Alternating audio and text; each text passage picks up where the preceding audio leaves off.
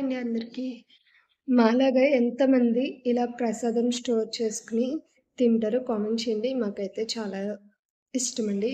అలాగే నెక్స్ట్ ఉప్పుడు పిండి చేసాము. ఇది తీసుకువెళ్ళి దానిలోకి కలిపేయడమే.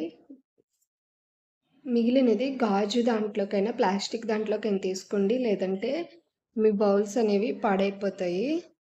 చూస్తున్నారు కదా, ఫ్రిడ్జ్‌లో స్టోర్ చేసుకోండి. శీతాకాలం కాబట్టి బయట పెట్టినా ఒక 2 రోజులు ఉంటుంది. మరి చేసాం కదండీ! బౌల్స్ ఉంటాయిగా, అవి క్లీన్ చేసుకొని ఇప్పటి వరకు చూపించిన వీడియో అంతా నైట్. ఇక మార్నింగ్ చూడండి నేనేం చేశాను అనేది.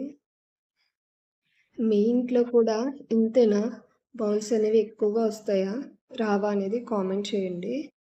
నేను ఇవి పెడుతూ మీతో మాట్లాడుతూ ఉంటాను. నిన్న లేచేసరికి లేట్ అయిందండి. లేచిన తర్వాత షేక్ తీసుకుంటున్నానని చెప్పాను కదా! టిఫిన్‌కి ప్లస్‌గా షేక్ తాగాలి. షేక్ తాగి నెక్స్ట్ తర్వాత చిన్న చిన్న పనులన్నీ పూర్తి చేసుకున్న తర్వాత ఈ బౌల్స్ అనేవి నేను సర్దుతున్నాను.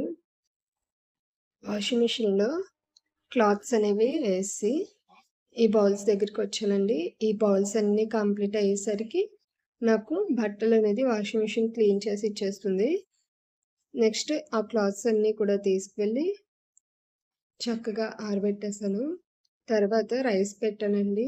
మరి రైస్ తినాలి కదా! అవును, మీరు కూడా ఇలా ఓన్‌గానే బౌల్స్ క్లీన్ చేసుకుంటూ ఉంటారా? లేదంటే మీకు మెయిడ్ ఉన్నారా? అనేది కామెంట్ చేయండి. చూస్తున్నారు కదా వీడియో. మరి నిన్న నైట్ క్యారేజ్ క్లీన్ చేయలేదు కదండీ! ఆ క్యారేజ్ మిగిలినవన్నీ కూడా ఈ బౌల్స్ అన్నీ పెట్టేసిన తర్వాత వీడియో స్టార్టింగ్‌లో చూపించాను కదా! ఇవన్నీ కూడా క్లీన్ చేసుకున్నాను. తర్వాత క్లాత్స్ అన్నీ కూడా చక్కగా ఆరబెట్టేసి సాయంత్రం ఫోల్డ్ చేశాను. ఇంకా నైట్ ఈరోజు క్యారేజ్ క్లీన్ చేసి తర్వాత మేము ఏదైతే పులుసుప్పుడు పిండి అవి తిన్నామో ఆ ప్లేట్స్ అన్నీ కూడా క్లీన్ చేసేసి వీడియో ఎలా అనిపించిందో తప్పకుండా కామెంట్ చేయండి.